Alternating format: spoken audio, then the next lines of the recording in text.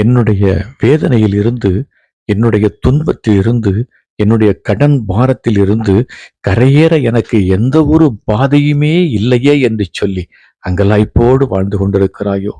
நான் எடுத்து வைக்கக்கூடிய முயற்சிகள் அத்தனையும் தோல்வியிலே முடிந்து கொண்டிருக்கிறது என்று சொல்லி கண்ணீரோடு வாழ்ந்து கொண்டிருக்கிறாயோ? இன்று ஆண்டவர் உன்னை பார்த்து சொல்லுகிறார், என் அன்பு மகனே, என் அன்பு மகளே, இதோ புது செயல் உன் வாழ்க்கையிலே நான் செய்ய போகிறேன். அது இப்பொழுதே ஆரம்பமாகிவிட்டது என்று சொல்லி உன்னை பார்த்து இன்றைக்கு வாக்கு கொடுக்கிறார்.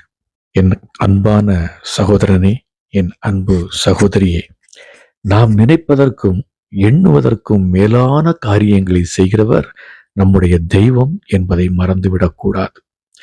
இன்றைக்கு உங்களுடைய உள்ளத்திலே ஒரு எண்ணம் வரலாம், என்னுடைய எல்லா வாசல்களும் அடைக்கப்பட்டு விட்டதே, இனி எப்படி என் வாழ்க்கையிலே புதிய ஒரு வாசல் திறக்கும் என்று சொல்லி நினைத்து கொண்டிருக்கலாம்.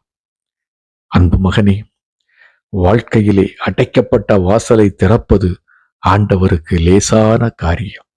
நான் வெளிநாட்டில் வேலை செய்து கொண்டிருந்த போது இந்தியாவில் ஹோட்டல் தொழில் செய்து மிகவும் நஷ்டப்பட்டு வெளிநாட்டிற்கு வந்து வேலை செய்து கொண்டிருந்த ஒரு நண்பனை எனக்கு தெரியும். அந்த நண்பர் என்னிடத்தில் எப்போதும் சொல்வதுண்டு, பிரதர், எனக்காக நன்கு ஜெபித்துக் கொள்ளுங்கள் பிரதர். நான் குறைந்தது 25 ஆண்டுகளாவது வெளிநாட்டில் வேலை செய்தால் மட்டும்தான் இந்தியாவில் உள்ள என்னுடைய கடனை அடைக்க முடியும். எனவே என்னுடைய வாழ்க்கையிலே நல்லபடியாக வேலை செய்து இந்தியாவுக்கு திரும்பி நான் என்னுடைய கடனை அடைத்து ஒரு ஹோட்டல் மீண்டும் பழையபடி ஆரம்பிக்க வேண்டும் என்று சொல்லி நான் அதிகமாக வாஞ்சிக்கிறேன். தயவு செய்து எனக்காக ஜெபித்துக் கொள்ளுங்கள் என்று சொல்லி என்னிடம் அடிக்கடி சொல்வதுண்டு. நானும், பிரதர், கவலைப்படாதீர்கள், நிச்சயமாக ஆண்டவர் உங்களுடைய வாழ்க்கையிலே ஒரு ஆசீர்வாதத்தை கொடுப்பார் என்று சொல்லி அவருக்கு தைரியம் சொல்வதுண்டு.